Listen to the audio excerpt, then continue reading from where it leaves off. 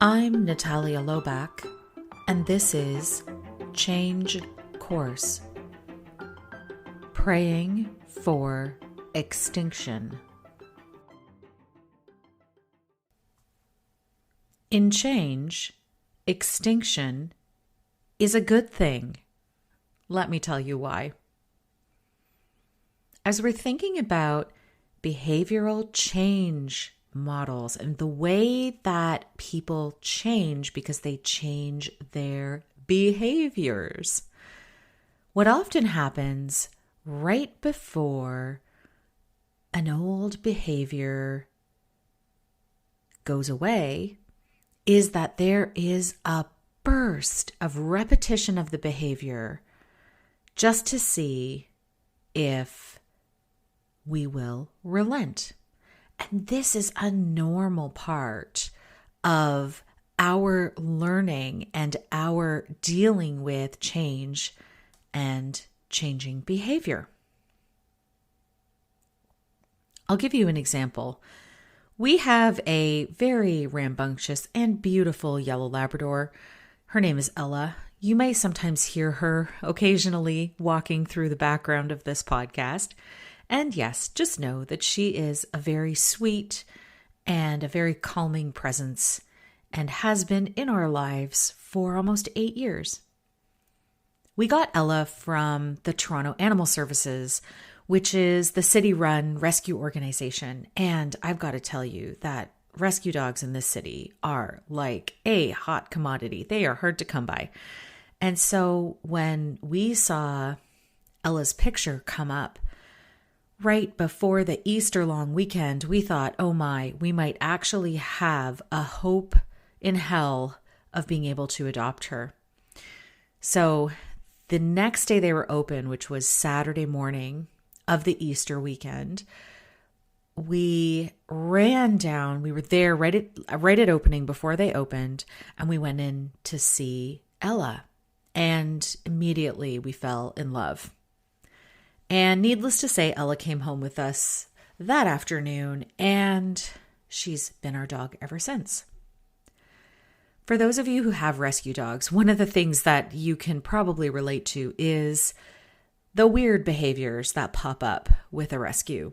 And in fact, the first year with a rescue is the most challenging because of what they have gone through. And dogs are relationship people just like us. So building relationships and having those strong connections and then having to break those bonds because they've been given up is emotionally quite difficult for a dog. And with that emotional difficulty can spring up some maladaptive behaviors. Now, our dog is two things. She is a runner and she is a jumper. And these were the two behaviors that made it impossible for the former owner to continue to care for her. And the story of the owner is actually kind of a sad one because you could tell that Ella was really loved and really taken care of. She was really cared for with her former owner. And so we have nothing but love and gratitude for this person, even though in the end she had to give up her most beautiful and wonderful dog. But these behaviors were really difficult. And even for us as at the time I was in my 30s and, even for me having to manage a large 70-pound Labrador retriever who has a full mind and intention of her own, when she would get off leash, she would take off. And there was nothing that we could do to get her to come back. So if I held up a freshly grilled steak, there's no way that this dog was ever going to come back. And I know many people have said, oh, try running the other way. Or, there's a bunch of other tricks that people, talk about in terms of getting dogs to return. None of them worked. Ella, when she was free, my goodness, she was free. And in our old house, she escaped a couple times and actually took off down a very busy thoroughfare, went to visit our local butcher, stopped at her favorite restaurant, which is Pizza, and actually was eventually taken in by a police officer, and we had to pick her up in the back of a cruiser, which was funny. And yes, we do have pictures. If I can find the picture, I'll actually post it so you can see it. But you might get a picture of what Ella was like. So the other thing that Ella did was she would jump and steal hats off people's heads. And if you can imagine when you are approached by, a beautiful yellow lab, people just want to pet her. They're so excited to see her. She's a beautiful dog. And they just reach out. And the first thing Ella would do would be jump and grab something in their hands or something on their head. And she's, again, quite a sizable dog. And so this would really be quite a maladaptive behavior, especially with people who were hesitant with dogs. And then also importantly with children, because children are drawn to her. Children are so excited by her and love her. And this jumping behavior would often knock children to the ground or right off their feet. So we sought a trainer. We sought out an excellent trainer in the city who was going to help us work on these behaviors. And to be honest, we were not able to fix the running away behavior. And there are other stories I can tell you about Ella running away, but we were able to fix the jumping. But what happened was, as we worked on the jumping behavior and worked on the specific behavioral modifications that the trainer gave us, what happened was Ella started jumping more. And we thought we were doing something wrong. But in fact, what was happening was called the Extinction Burst. And what Ella was doing was testing to see if this behavior would be rewarded. And so as the behavior stopped being rewarded, Ella would jump and jump and jump and hope that it would be rewarded. And so what happens is we as humans do the same thing. A maladaptive behavior is no longer being rewarded.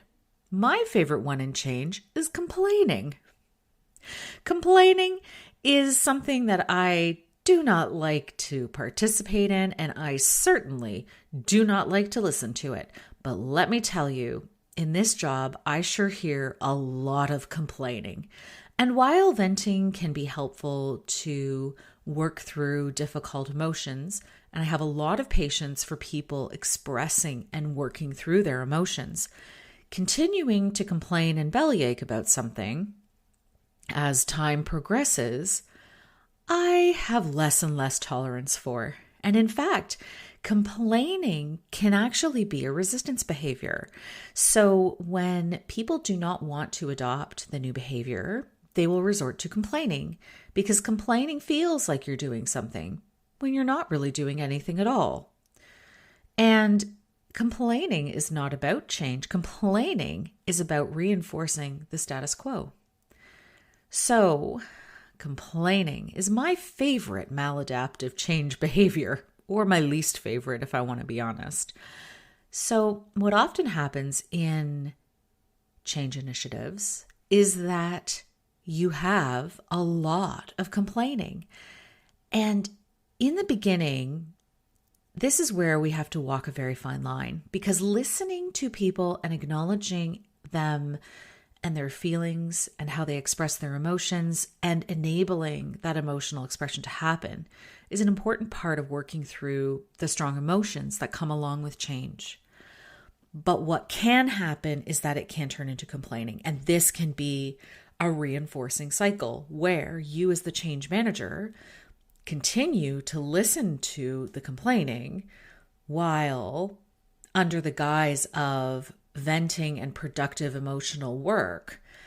But what it actually is a delay tactic. And so the complaining continues and continues and continues. The thing to note here is that when you stop responding to the complaining, what happens is the complaining will increase and increase and increase in volume, in frequency. And this is called the extinction burst. You see the behavior happening more and more and more and more because the reward has been taken away. And so the person doing the behavior is no longer being rewarded. And so they try and try and try and try. The key thing here is to not relent. Do not give in, because if you give in, that's the reward. That's the exchange. And so what will eventually happen is that complaining will stop. It will become extinct. The behavior will stop. But you have to be able to manage through that period of extinction burst where you're going to have very heightened and strong repetitive responses, negative responses that will eventually go away. The other thing that I would like to mention is the tactic of planned ignoring. And so this is really how we handle the extinction burst. We plan and think ahead and are very tactical about what we reward with our attention and what we do not reward by ignoring it. And so this idea of planned ignoring is an incredibly powerful tactic to help you through and help you move into that extinction burst and eventual behavioral extinction. So I hope that this helps. Thinking about behaviors and thinking about why things happen in a certain way, I'd be curious to hear where you've seen this pattern. So eventually what happened with Ella was we were working so hard on the jumping behavior and working with the incentives for her to do other behaviors, but then also the negative incentive to the jumping. And what happened was we were working on the behavior and we took her to a park, a dog park that's fenced in, and the other people there are dog owners. And we were working on it and doing our training homework like we were supposed to. And it was one particular day, I remember it very specifically, the behavior got worse. It got way worse. It was almost like everything was triggering her to jump and we could not do anything about it. And that was, at the time, I didn't realize it. I was actually so upset. I cried. I was so frustrated. And I couldn't figure out why none of this was working. I was ready to go back to the trainer and say, you know what? We just couldn't make it happen. We failed. I was also saying to myself, you know what, like we're just always going to have her on leash, even if we're in the house with others. I was just beside myself with failure and grief. But that was the extinction burst. And she has rarely jumped again after that. So it does work.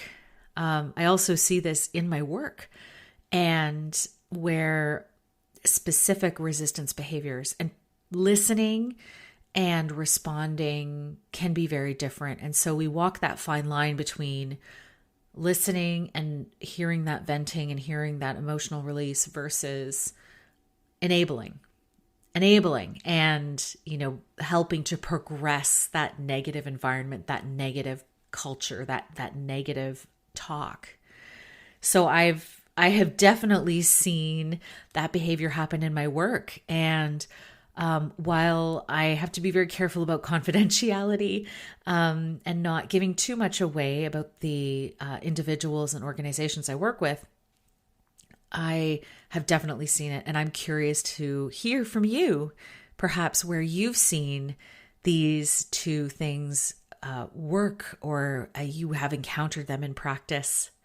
So to wrap up, just remember that in change, extinction is a good thing, especially for the extinction of negative behaviors, and working through that extinction burst that feels incredibly intense, where that behavior is just, happening everywhere all the time. It's unrelenting and it's overwhelming.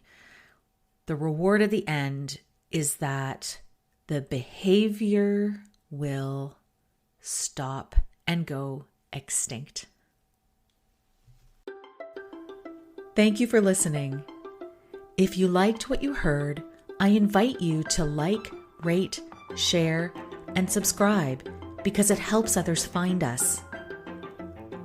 Our music is Levity by Emily Clausen. Change Course can be found wherever you get your podcasts, and we have an accessible version with fully edited captions on YouTube. You can find the link to this version on www.charthouse.ca in the Change Course podcast show notes. While you're visiting us, sign up for the Change Navigator newsletter.